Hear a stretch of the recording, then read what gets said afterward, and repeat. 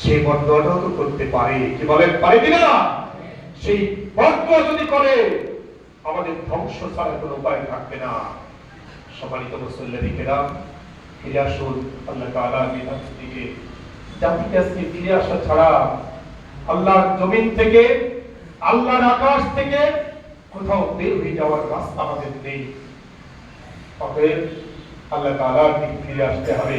আল্লাহ রাব্বুল আলামিন বলেছেন, লিয়াযিকাহুম বা'দাল্লাযী আমালু, তারা যা আমল করে তার জন্য আল্লাহ রাব্বুল আলামিন এই বিপর্যয়গুলোর স্বাদ উপভোগ করান, লাআল্লাহুম ইয়ারজিউন, আশা করা যায় তারা ফিরে আসবে। সম্মানিত মুসল্লিয়ানে কেরাম, যারা আমাকে শুনছেন, আমি আপনাদের কাছে অনুরোধ করতে চাই, আমরা এই কয়জন মানুষ আল্লাহর কাছে তওবা করতে পারি না? এই কয়জন মানুষ নিয়াত করতে পারি না জীবনের আমল ছেড়ে দেব না?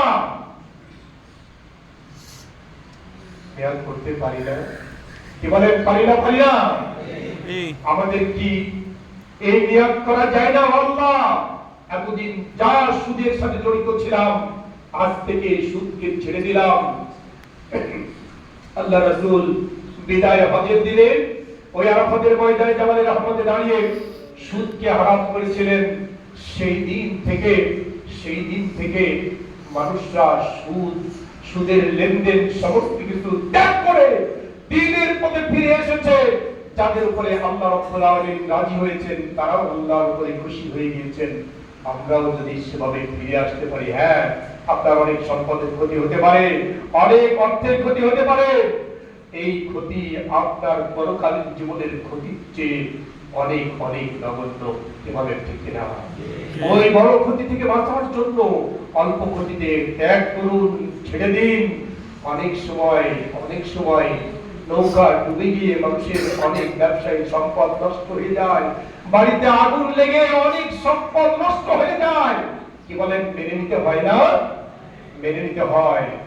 আসুন, সুদের এই অবস্থা থেকে কিছু ক্ষতি হলেও ছেড়ে ফিরে আসুন, তওবা করুন, আল্লাহ রাব্বুল আলামিন বিপর্যয় থেকে বাঁচিয়ে দেবেন।